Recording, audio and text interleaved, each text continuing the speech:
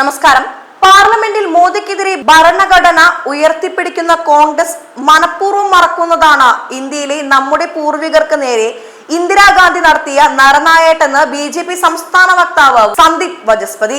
കൂരിരുട്ടിൽ ഇല്ലാത്ത പൂച്ചയെ തപ്പുന്നത് പോലെ മോദിക്കെതിരെ ഫാസിസം എന്ന് വിളിച്ചു പോകുന്നവർ ഇന്ത്യയിൽ യാഥാർത്ഥ്യമായ ഫാസിസം എന്തെന്ന് അറിഞ്ഞിട്ടുണ്ടോ എന്നും അദ്ദേഹം ചോദിക്കുന്നു. സന്ദീപ് വചസ്പതിയുടെ പോസ്റ്റിന്റെ പൂർണ്ണരൂപം പരിശോധിക്കാം. ഭാരത യക്ഷിയെന്നോ ഭാരത പൂതനയെന്നോ എന്താണ് ഇന്ദിരാഗാന്ധി എന്ന ഈ മനുഷ്യ മൃഗത്തെ വിശേഷിപ്പിക്കേണ്ടത്?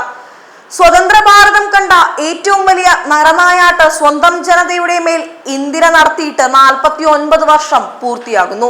കൂരിരുട്ടിൽ ഇല്ലാത്ത പൂച്ചയെ തപ്പുന്നത് പോലെ മോദിക്കെതിരെ ഫാസിസം എന്ന് വിളിച്ചു കൂവുന്നവർ ഇന്ത്യയിൽ യാഥാർത്ഥ്യമായ ഫാസിസം എന്ന് അറിഞ്ഞിട്ടുണ്ടോ?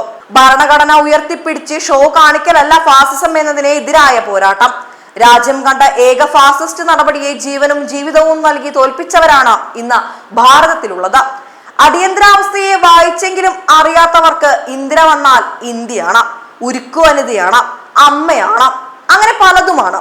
എന്നാൽ ജനാധിപത്യം എന്ന ഏറ്റവും സുന്ദരമായ ഭരണ സംവിധാനം നിലനിൽക്കണമെന്ന് ആഗ്രഹിക്കുന്നവർക്ക് പൂർവികർ താണ്ടിയ ദുരിത പർവമാണ് ഇന്ന് നാം അനുഭവിക്കുന്ന സൗഭാഗ്യമെന്ന തിരിച്ചറിവുള്ളവർക്ക് ഇന്ദിര എന്ന പെൺ ഹിറ്റ്ലറിനെ ഒരിക്കലും അംഗീകരിക്കാൻ സാധിക്കില്ല. ഇന്ദിര എന്ന പേര് ചോരയുടെ, കണ്ണീരിന്റെ, നിസ്സഹായ വിലാപങ്ങളുടെ, കണ്ണിൽ ചോരയില്ലാത്ത ക്രൂരതയുടെയൊക്കെ മറുപേരായേ ഓർക്കാനാകൂ. മറിച്ചുള്ള ചിന്ത തന്നെ ഇരകളാക്കപ്പെട്ട നിസ്സഹായ ജന്മങ്ങളോടുള്ള, ചെറുത്തുനിന്ന ധീര പോരാളികളോടുള്ള വെല്ലുവിളിയാണ്. ചരിത്ര ബോധമില്ലായ്മയാണ്. ഓരോ ജൂൺ 25 ഉൾക്കിടിലത്തോടെയല്ലാതെ ഓർക്കാൻ സാധ്യമല്ല. കാലം മാറി ജനിച്ച പുതുതലമുറയ്ക്കിപ്പോൾ ചെയ്യാനാവുന്നത് കണ്ണിൽ ചോരയില്ലാത്ത ക്രൂരതകളുടെ ഓർമ്മ പുതുക്കൽ മാത്രമാണ്. അതിന് കാരണക്കാരായവരെ, അവരെ പ്രകീർത്തിക്കുന്നവരെ ഓരോ നിമിഷവും പൊതുസമൂഹത്തിൽ നിന്നും അകറ്റി നിർത്തുക എന്നതാണ്. അത് മാത്രമാണ് ഇരയായ ആ നിസ്സഹായ ജന്മങ്ങൾക്ക് നൽകാവുന്ന തിലോദകം. ഇങ്ങനെയാണ് പോസ്റ്റ് അവസാനിക്കുന്നത്. News desk Bharathabhoomi.